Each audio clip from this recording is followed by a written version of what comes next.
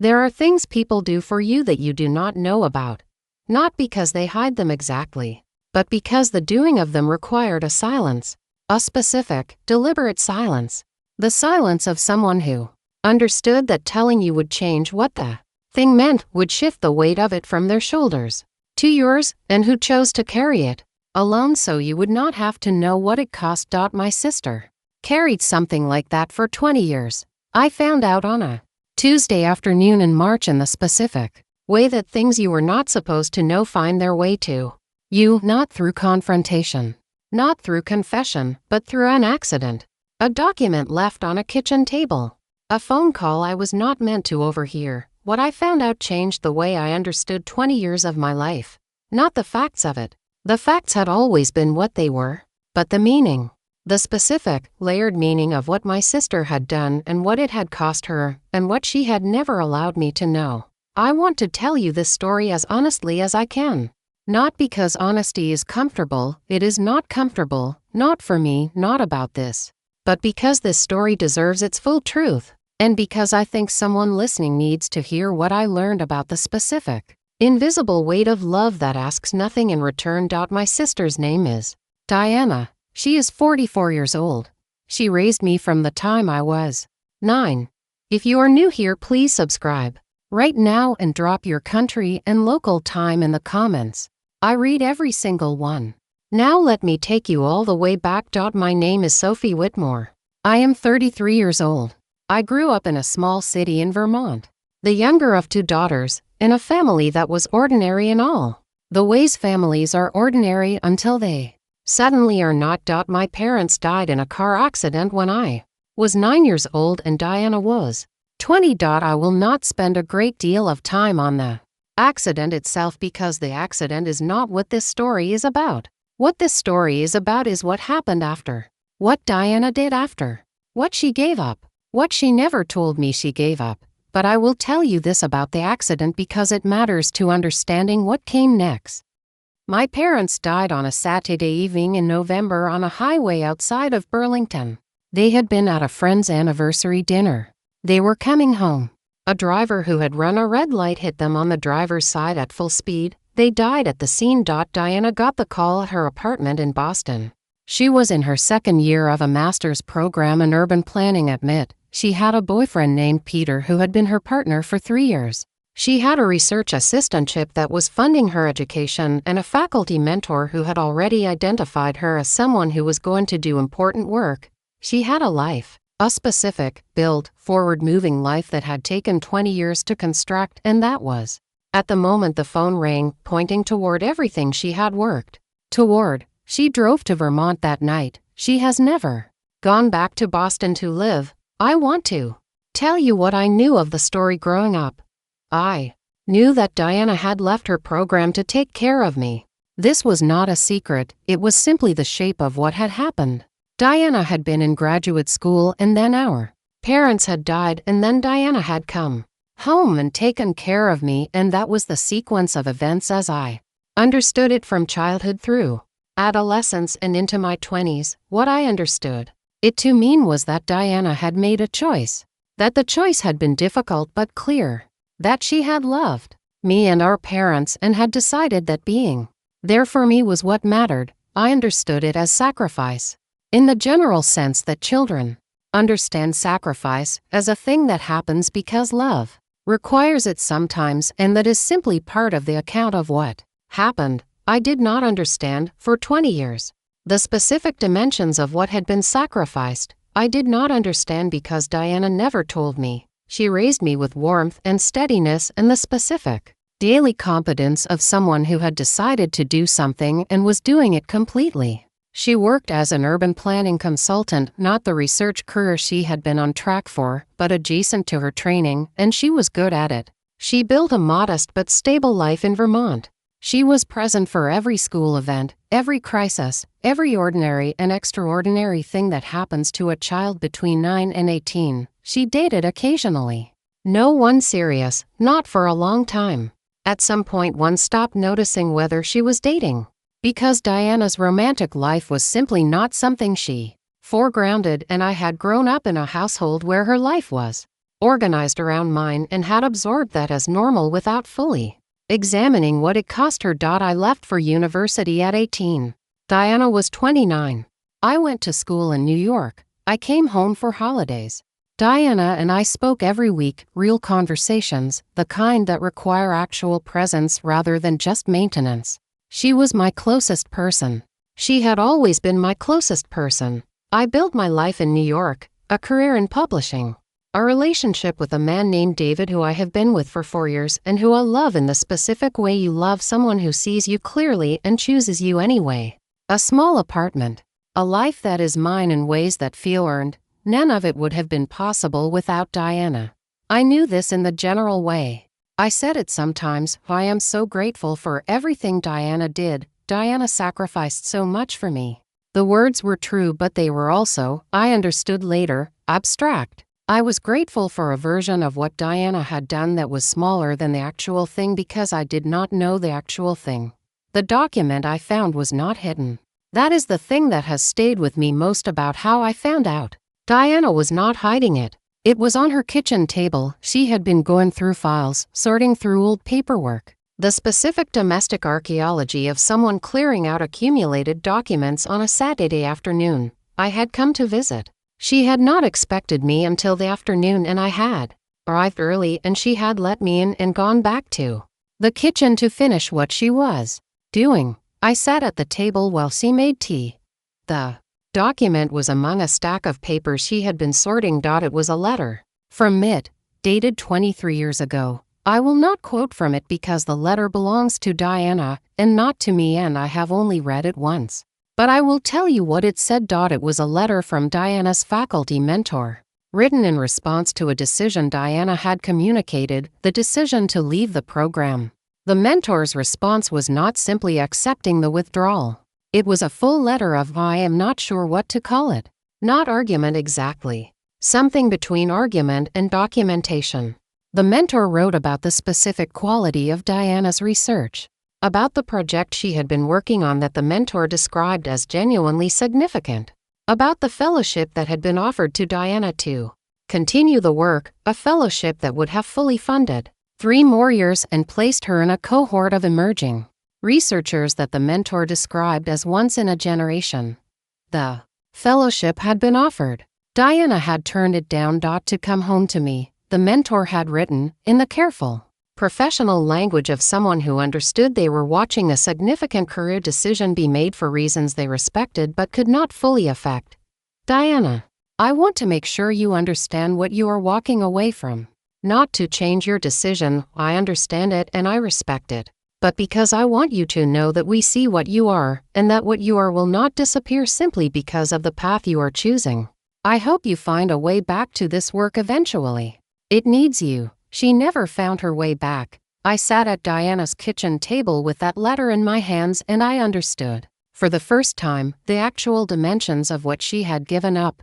Not graduate school in the general sense. A fellowship, a cohort, a career that was going to be genuinely significant. All of it left on a table in Boston 23 years ago because a 9-year-old in Vermont needed someone to come home. Diana came back into the kitchen with 2 cups of tea. She saw my face. She saw the letter in my hands. She stopped in the doorway. We looked at each other. I want to tell you about the conversation that followed. Not all of it. It was 3 hours, and some of it belongs only to the room where it happened. But the shape of it. Diana sat down across from me. She did not take the letter from my hands. She did not apologize for it being there. She looked at it for a moment, and then she looked at me and she said, "How much did you read?" I told her. She was quiet for a long time. Then she said, "I was not hiding it. I want you to know that. I was sorting through old files. I had not looked at that letter in years. Why did you keep it?" I said. She thought about that. "I am not sure," she said. "I think because it was honest. It was the most honest thing anyone said to me about what I was giving up. And I needed that honesty to exist somewhere even if I could not talk about it." I looked at her. "Diana," I said, "why did you never tell me?" She took her time answering. The specific, considered quality of someone who has thought about a question for 20 years and is now finally being asked it. Because telling you would have changed what it meant, she said. If you had grown up knowing what I gave up, knowing about the fellowship, about the research, you would have carried it. I did not want you to carry it. I wanted you to grow up understanding that someone had chosen to be there for you. Not that someone had paid a specific, calculable price to be there for you, but it was a price. I said, yes, she said. It was, and you paid it alone. Yes. I held that for a moment. Are you angry? I asked, about what you gave up. She thought about it with the specific honesty she has always brought to hard questions. Not angry, she said. Sometimes I am. Sad is the wrong word. Wistful, maybe. There is a version of my life that I think about occasionally. What the research might have been. What the career might have looked like. It is not a version I can access anymore, and I do not spend a great deal of time on it. But it exists, I said. It exists, she said. In the way that all the paths not taken exist. As a parallel thing. Something that was possible and is not possible now. She looked at me directly. But Sophie, she said. I want to be clear about something. What I chose instead, raising you, being there for you, watching you become who you are, I did not choose it as a consolation. I chose it because it was the most important thing available to me to choose. I was 20 years old and our parents had just died, and you were 9 years old and you needed someone. The choice was not difficult in the way you might imagine. It was clear. It was clear, I repeated. The cost was real, she said. And the choice was clear. Both of those things are true. I have spent 20 years living inside both of them. I looked at my sister, this woman who had been 20 years old and had driven through the night to Vermont and had not gone back. This woman who had read a letter from a faculty mentor saying she was going to be significant and had folded it and put it in a file and built a different life. This woman who had raised me with warmth and steadiness and complete presence and had never once allowed me to know what it cost. I did not know what to say for a long time. Then I said the only thing that was true, Diana. I do not know how to thank you for something this size. She looked at me. You do not have to thank me, she said. You already did. Every time you called, every conversation we have had, every time you have shown me who you are becoming. That is not nothing, Sophie. That is everything. I started crying. She came round the table and held me the way she had held me when I was 9 years old and the world had ended, and she had been the one person standing between me and the full weight of that ending. She held on. She has always held on. I want to tell you what happened in the months after that afternoon. I went home to New York and I thought about it for a long time. About the fellowship. About the mentor's letter. About the parallel life that exists in the space of paths not taken. Then I did something that felt inadequate and necessary simultaneously. I researched Diana's faculty mentor. He was still at MIT, emeritus now, 80 years old, still publishing occasionally. I wrote him a letter.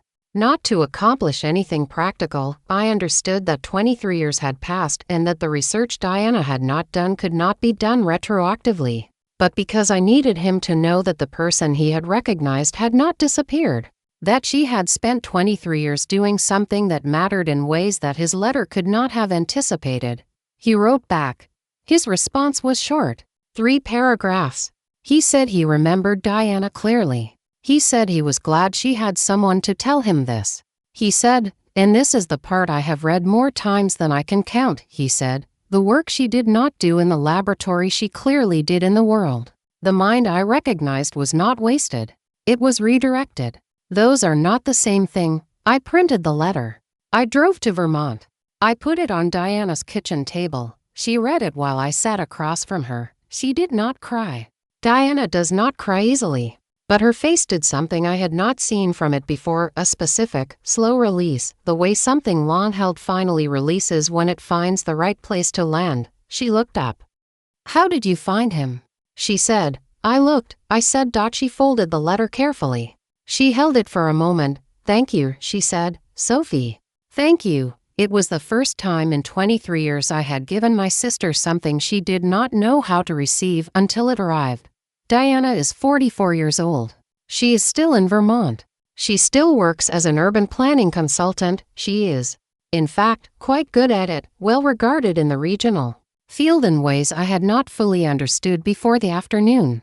With the letter because she had never foregrounded her professional accomplishments the way she had foregrounded mine. She has a partner now, a man named Graham who she has been with for 3 years and who is, in the specific way of people who arrive at the right moment rather than the expected one, exactly right for her. She and I talk every week, real conversations, but they are different now than they were before the afternoon with the letter. Not because the love changed. The love has always been complete, but because I understand now what I am holding when I hold her. The full weight of it. The specific, layered, 23-year weight of someone who chose me clearly when the choice was real. I hold it carefully. I always will. I want to say something about the silence Diana kept for 20 years. I have thought about it a great deal and I have arrived at a complicated place regarding it. Not judgment, I am not capable of judging Diana for anything she has ever done and I would not try. But a complicated understanding. She kept the silence because she loved me. That is the simple truth and I do not want to qualify it. She also kept the silence because carrying it alone was the way she knew how to love. The way some people know how to love is to absorb the cost without asking anyone else to see it. To be strong in a specific, private way that does not require acknowledgement to be real. That kind of love is real. I know this from 23 years of being on the receiving end of it. It is also, I have come to understand, lonely in a way that the person doing it does not always recognize. The specific loneliness of a strength that cannot be witnessed because the witnessing would change it. I think Diana was lonely inside her silence for 20 years, not unhappy, not resentful. Not in any way that was consuming her, but carrying something alone that she could not share because sharing it would shift the weight to the person she most wanted to protect. I am glad I found the letter. Not because I needed the information to love her. I would have loved her without knowing. I would have been grateful without knowing, but because she deserved to be known. The full version of her. What she had and what she had given up and what she had chosen and why. She deserved to have someone sitting across from her at a kitchen table who knew the whole thing. She has that now. I know the whole thing, and I will spend the rest of my life being worthy of it. Before you go, I want to ask you something. Have you ever discovered that someone you loved had been carrying something for years in a silence that was a form of love? Have you ever found out the full weight of what someone did for you and understood that your gratitude had been real but smaller than the thing it was expressing gratitude for? And have you ever tried, knowing that the trying is inadequate and necessary at the same time, to give someone something that begins to match what they gave you? Drop the word held in the comments if this story reached something real in you. And if you are new here, subscribe. Every single day I share a new story about family, about love. And about the things people carry in silence because the carrying is what love looks like when it has nowhere else to go. I will see you in the next one. Kayla's Dark Truth.